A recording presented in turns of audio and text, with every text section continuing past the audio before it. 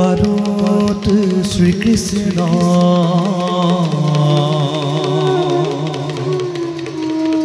স্বকান্তা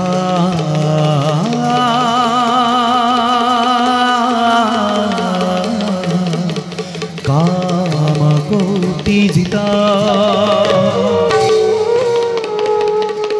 জগতা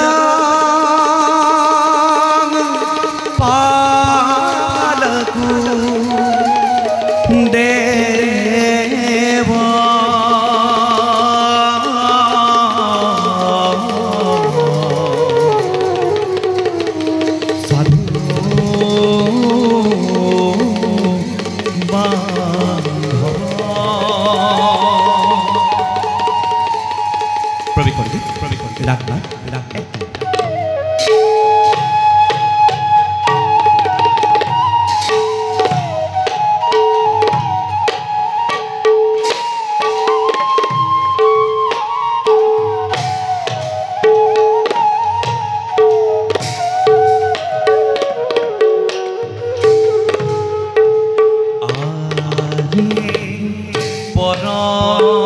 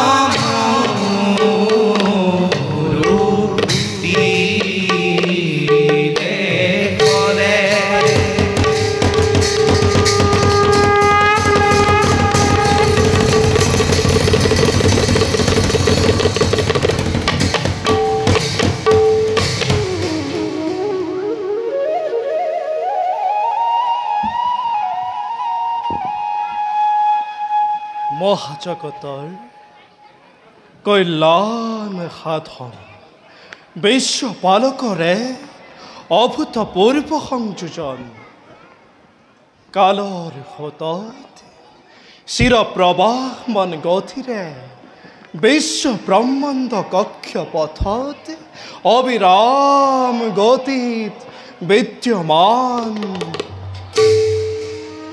আৰু আমিও কাল আৰু প্ৰকৃতিৰ আহ্বান ক্ৰমে জন্মিছো ধৰা ধামতে মনুষ্য ৰূপে বিশ্ব পালকৰ ইচ্ছাৰে সাধন কৰিব লাগে কৰ্তব্য মহান মানৱৰ কল্যাণ সেই হেতু যদুপতি কৃষ্ণ ৰূপে আমি বিদ্যমান শ্রীকৃষ্ণায় বাসুদেবায় দৈবকী নন্দনায়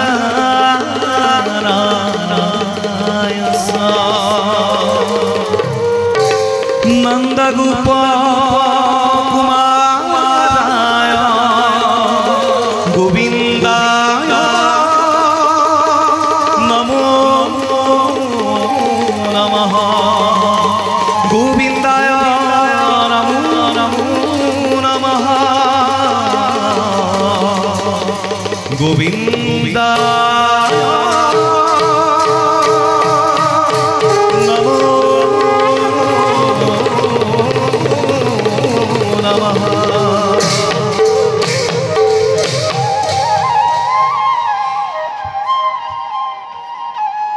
এফালে যদুকুলৰ কৰ্তব্য প্ৰধান আৰু অন্য হাতে এক ভীষণ সমৰৰ আগজাননী হস্তিনাপুৰক কেন্দ্ৰ কৰি আৰম্ভ হ'ব এক ভীষণ প্ৰলয়ৰ কৌৰৱ আৰু পাণ্ডৱ দুটা পক্ষ আৰু উভয়ৰ মাজত যদুপতি কৃষ্ণ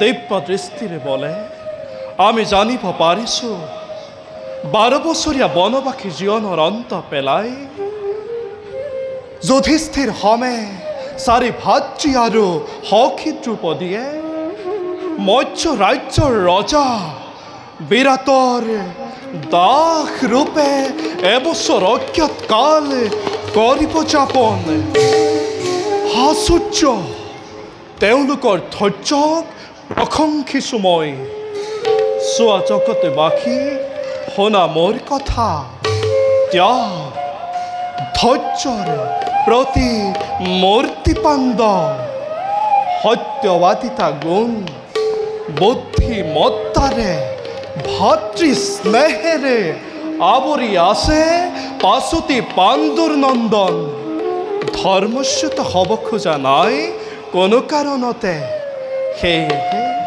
প্ৰতি ক্ষণে সহায় হৈছোঁ মই পাণ্ডৱৰে দুষ্টক দমন আৰু শান্ত পালিবৰ বাবে যুগে যুগে আমি ধৰো অৱতাৰ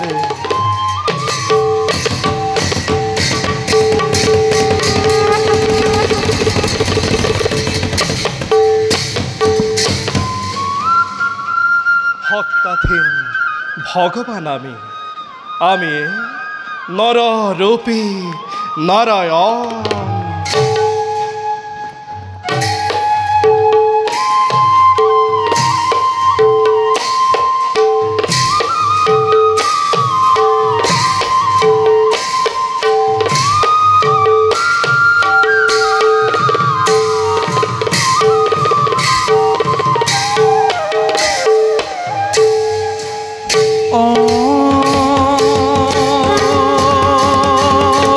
হরি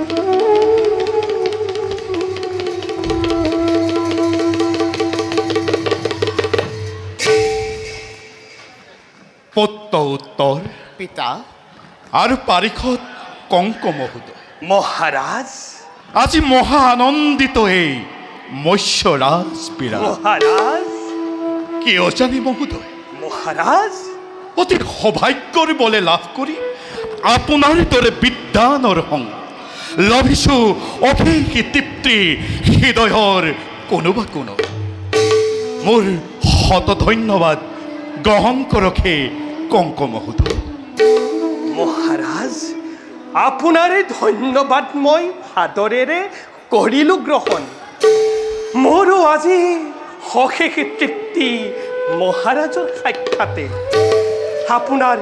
আপোনাৰ করুণার বলে স্থান পালো এই রাজসভার মাঝে হিও এক সৌভাগ্য মোর বাবে নিভাজ হিয়ার শত কৌটি প্ৰণিপাত মহাৰাজ আৰু ৰাজ সিংহাসনৰ প্ৰতি আপোনাৰ বিচক্ষণশালী কথাৰ অৰ্থ অতিকে গম্ভীৰ মহাৰাজ বাৰপুত্ৰ উত্তৰ পিতা দিয়ামুক ৰাজ্যৰ সংবাদ নকৰিব পিতা আপোনাৰ সুভাষণত প্ৰজাৰ মাজতে আনন্দৰ কিৰণ কৰিছো প্ৰত্যক্ষ অতিকৈ সুখী আজি মৎস্য ৰাজ্যৰ শত প্ৰজাগণ কিন্তু শত্ৰুৰ বাবে মাজে মাজে সংশংকিত কাৰণ এতিয়াও শত্ৰুশূন্য নহয় মৎস্যৰাজন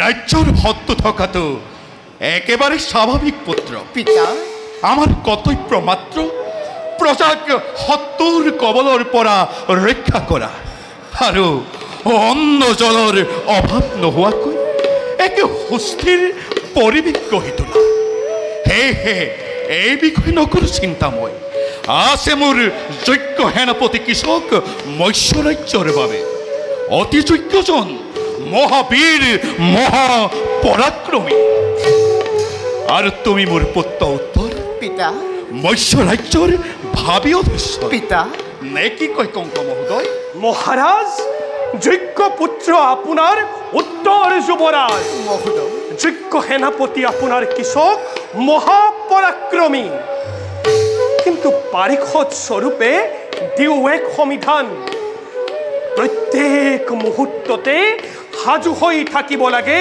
ৰণৰ কাৰণে হয়তো মৎস্য ৰাজ্যৰ উজ্জ্বল জ্যোতি দেখি হ'ব পাৰে লালায়িত শত্ৰু আপোনাৰ সেয়েহে ৰক্ষা কৰিবৰ বাবে আপোন প্ৰজাক সাজু হৈ থকা বুদ্ধিমানৰ কাম চমৎকাৰ বিচাৰ আপোনাৰ কঙ্ক মহোদয় পুত্ৰ উত্তৰ পিতা সাজু কৰি ৰাখিবা সৈন্যক প্ৰত্যেক মুহূৰ্ততে এবে যোৱা তুমি সেনাপতি কৃষকক কৰি সাক্ষাৎ এই বিষয়ে লোৱা এক সঠিক সিদ্ধান্ত।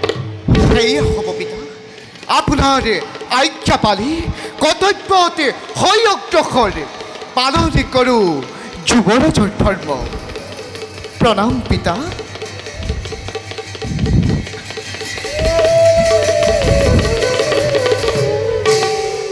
কল্যাণ হোক। তাৰ কথা ভাবি কেতিয়াবা হতভম্ব হৈ চাই ৰওঁ তাৰ মুখলৈ। পুত্ৰ উত্তৰনো কেতিয়া ডাঙৰ হ'ল গমকে নাপালোঁ। এৰা মহাৰাজ, যুৱৰাজ উত্তৰলৈ কৰিলে প্ৰত্যক্ষ। মনত পৰে মোৰ নিজ পুত্ৰলৈ। মন যায় হেঁপাহেৰে পুত্ৰ বুলি বুকুৰ মাজত সাৱটি ল'বলৈ। কিন্তু আজি সেই সৌভাগ্যৰ পৰাও বঞ্চিত এই অনুতপ্ত পিতৃ। আপুনি দেখোন পুত্ৰৰ হুকত একেবাৰে ভাগি পৰিল। কংক মহোদয়, মহাৰাজ, কিবা যেন শত সহস্ৰ প্ৰশ্নই মোক ধৰিছে আগুৰি। কওকচোন মহোদয়, আপোনাৰ অতীতৰ জীৱন কাহিনী। জীৱন কাহিনী শুনাৰ নহয় ইয়া উপযুক্ত ক্ষণ। মাত্ৰ ৰহস্যৰে আৱৰা এক নিৰ্মম অতীত। জানি লওক মহাৰাজ, এই সকলোবোৰ কৰ্মৰ ফল। জীৱনৰ জটিল পাক চক্ৰত দুৰ্ভগীয়া হোৱা এজন মানৱ মাত্ৰ মই। কিন্তু মহাৰাজ, এতিয়া আপোনাৰ সংগে পাহৰাই পেলাইছো জটিলতা মোৰ। সেয়েহে ভাষা ক্ৰিয়া কৰি আপোনাৰ সমে কটাব বিচাৰো প্ৰায়ে মধুৰ সময়। আপোনাৰ ৰহস্যৰে ভৰা অতীতে ৰহস্যাম্বিত কৰিছে মন মস্তিষ্ক মোৰ। মহাৰাজ, তথাপিতো আপোনাৰ নিদাৰুণ অতীতৰ কাহিনী শ্ৰৱণ কৰিবৰ বাবে অধীৰ আগ্ৰহেৰে বাট চাই ৰ'ব এই মৎস্যৰাজ। মহাৰাজ, এবে যাওঁ বোলক ৰংগশালাৰ দিশে। আপোনাৰ সমে প্ৰাসাক্ৰিয়া কৰি ৰংগমনে পাতলাও আপোনাৰ মনৰ দুখ। বলক মহাৰাজ।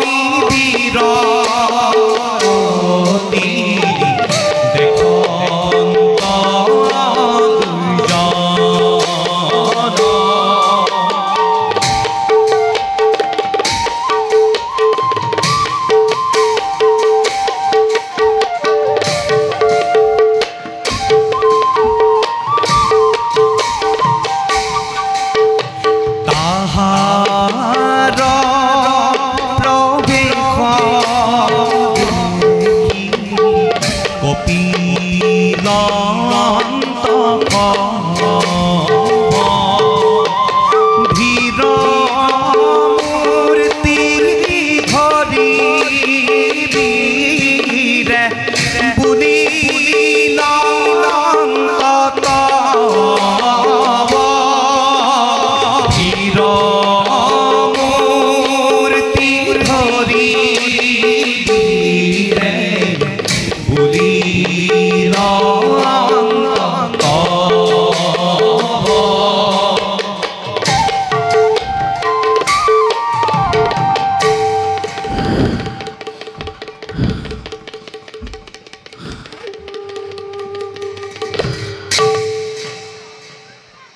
মৈশ্য ৰাজ্যৰ যদিও সেনাপতি কৃষক হত্যাকৰ্তা বিধাতাময় বৃহৎ ৰাজ্যৰ মোৰ শক্তি আৰু সামৰ্থ্যৰ ওপৰতে নিৰ্ভৰ কৰে মৎস্য ৰাজ্যৰ বৰ্তমান আৰু ভৱিষ্যত। এই সকলোবোৰে মাথো কৃষকৰ বীৰত্বৰ প্ৰতীক মাত্ৰ।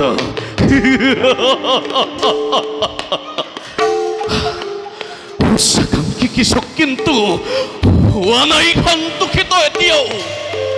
কৃষকে বিচাৰে আৰু সহানুভূতি অকলে ৰাজ্যৰ ভোগ বিলাসৰ সামগ্ৰী যথেষ্ট নহয়। এই কৃষকৰ বাবে মই বিচাৰোঁ আৰু শ্ৰেষ্ঠ জীৱন, নহ'লে সন্তাপিত প্ৰাণে নহহিব ব্যৰ্থিত জীৱন। সেনাপতি ডাঙৰীয়া, সেনাপতি ডাঙৰীয়া, প্ৰণাম। যুৱৰাজ উত্তৰ। প্ৰণাম। কোৱা গৌণ উদ্দেশ্য। সেনাপতি ডাঙৰীয়া, উত্তৰ। পিতাৰ আদেশ শত্ৰুৰ আক্ৰমণ প্ৰতিহত কৰিবৰ বাবে আমাৰ সৈন্য শক্তি আৰু শক্তিশালী কৰি তুলিব লাগে। তাৰ বাবে মই প্ৰস্তুত যুৱৰাজ। মৈশ্য ৰাজ্যৰ সেনাপতি মই। মৈশ্য ৰাজ্যৰ লক্ষ্যধৰ ভাৰ মোৰ ওপৰত। নিশ্চয় নিশ্চয় সেনাপতি ডাঙৰীয়া, কিন্তু পিতাই দায়িত্ব আপোনাৰ লগতে মোকো কৰিছে অৰ্পণ। ধন্যবাদ যুৱৰাজ। মোক তোমাৰ সহায়ৰ নাই প্ৰয়োজন। কৃষকে অকলেই এশ হস্তীৰ সমান। মোৰ শক্তিৰ ওপৰত সন্দেহ কৰিছে সেনাপতি ডাঙৰীয়া।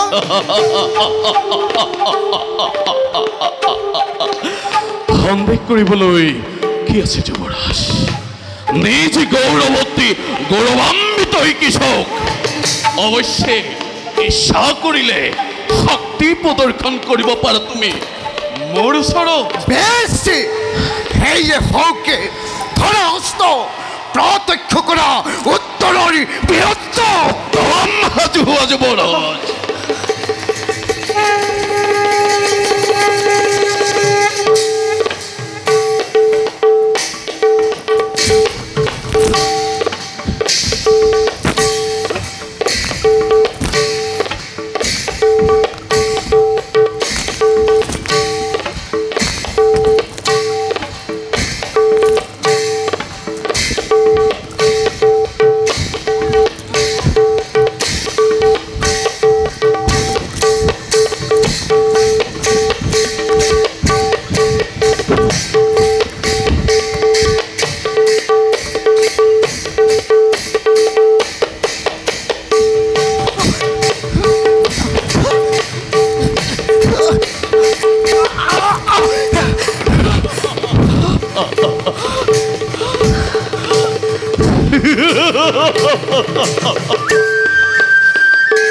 এতিয়াও যদি বুজা নাই সকলো নিজৰ কৃষকৰ কাৰ্যত হস্তক্ষেপ নকৰিলে ভাল পাম যুৱৰাজ।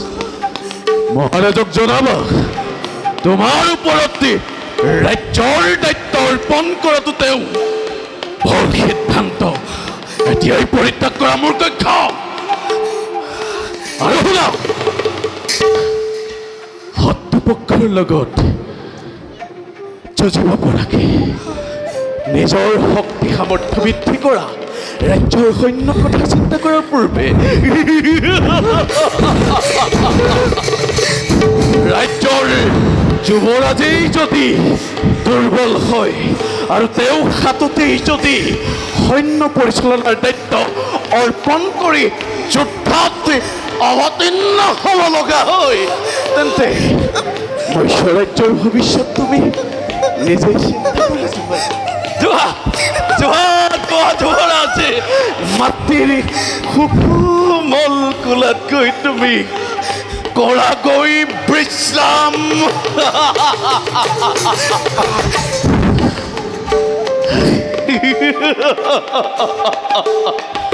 নিজৰ উচ্চ সহানুভূতিৰ বাবে কৃষকে কৰি যাব নিজৰ কৰ্তব্য। নিজ গুণে তুষ্ট কৃষক নিজৰ জীৱনত কৰ্তব্যৰ হেতুৱে যাত্ৰা কৰোঁ আপোন স্থানে।